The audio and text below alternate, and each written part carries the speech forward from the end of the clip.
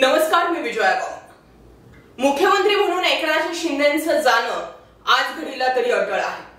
मुख्यमंत्री शिंदे जाणं ही गोष्ट महाराष्ट्राला कितीसी पचनी पडेल माहिती नाही, पण एकंदरीत जे सूत्र आतून हलतायत त्यातून तरी एक गोष्ट स्पष्ट होते की ते म्हणजे एकनाथ शिंदेंचं मुख्यमंत्री पद जात। त्यामध्ये सर्वात मोठा जर दाखला कोणता द्यायचा जर झाला तर वरिष्ठ पक्षांनी जे आहेत ते आपापले जे जिल्ह्यामधील जिल्हाध्यक्ष आहेत त्यांना नोटिसा बजावलेल्या आहेत की लोकसभा आणि विधानसभा निवडणुका एकत्र होणार आहेत, तुम्ही तयारीला लागा।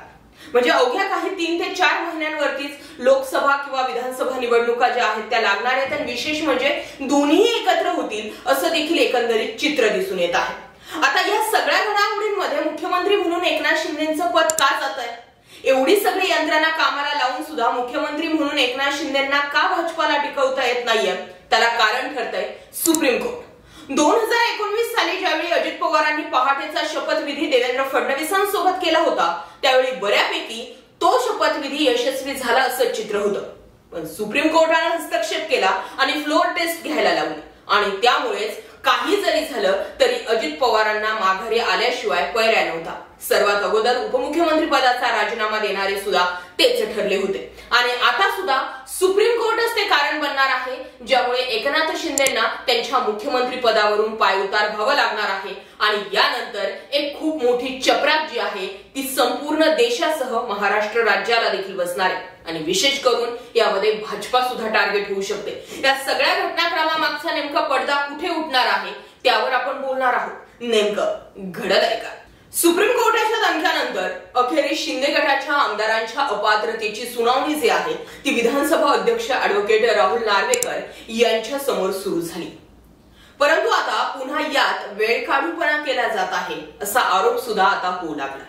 कितीही वेळकाढूपणा केला तरी जे ठरलंय ते अटळ ठरलंय ते शिंदे गटाच्या वकिलांकडून ठाकरे गटाचे प्रतो सुनील प्रभू यांची करण्यात येणारी उलट तपासणी, वारंवार होणारी उलट तपासणी म्हणजे वेळकाढूपणा असल्याचा आरोप जो आहे तो आता करण्यात येतो। हा वेळकाढूपणा दोन्ही गटांच्या वकिलांकडून होत असल्याचं देखील नार्वेकरांचं म्हणणं। दुसरीकडे नार्वेकरांसमोर देखील इकडे आड तर तिकडे विहीर अशीच परिस्थिती निर्माण झाली। शिंदे गटाच्या विरोधात निकाल दिल्यास भाजपनं शिंदेंचा कामापुरता वापर करून घेतला, आता निवडणुका समोर आल्यानं साथ सोडली असा आरोप होऊ शकतो आणि जर शिंदेंच्या बाजूने निकाल दिला तर नार्वेकर भाजपचे सदस्य असल्याचंच शिंदेंबद्दल जे आहे ते बोललं जाईल आणि ते शिंदेंबद्दल बायस असल्याचं सुद्धा म्हटलं जाऊ शकतं। त्यामुळेच की काय हा वेळकाढूपणा करण्यात येतोय असा थेट आरोप आता नार्वेकरांवर होत आहे। बरं, शिवसेना आमदार अपात्रतेची सुनावणी सुरू झाली आहे। गेल्या आठवड्यापासून शिवसेना ठाकरे गटाचे नेते आणि प्रतो सुनील प्रभू यांची उलट तपासणी सुरू। शिंदे गटाचे वकील ॲडव्होकेट महेश जेठमलानी हे साक्ष नोंदवत आहेत। प्रभू यांच्या उलट तपासणीसाठी लागत असलेल्या वेळेवरून विधानसभा अध्यक्ष राहुल नार्वेकर यांनी नाराजी सुद्धा व्यक्त केलेली आहे।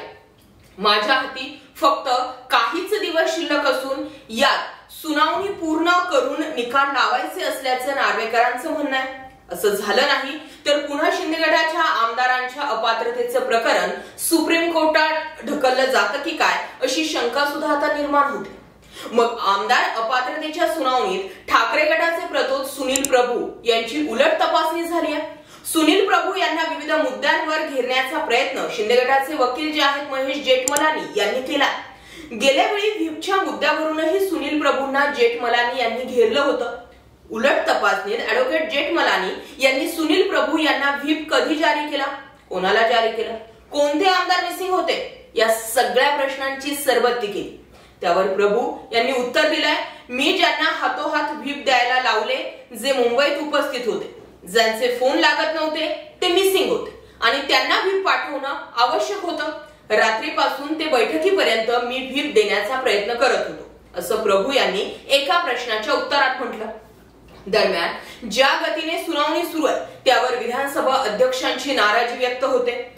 हे सगळं जे प्रकरण आहे त्या प्रकरणाची सुनावणी संपवून निर्णय घ्यायचा आहे असं वारंवार राहुल नार्वेकर हे म्हणतात। नार्वेकर यांना फक्त 31 डिसेंबर पर्यंतच या प्रकरणाची सुनावणी जी आहे ती करायची आहे। सार्वजनिक सुट्ट्या आणि अधिवेशन कालावधी वगळता नार्वेकरांकडे आता काहीच दिवस शिल्लक आहेत। वरनं सुनावणी पूर्ण करण्याबाबत सुप्रीम कोर्ट ही सर्व कसरत नार्वेकरांना करायची आहे आणि निकाल द्यावाच लागणार आहे।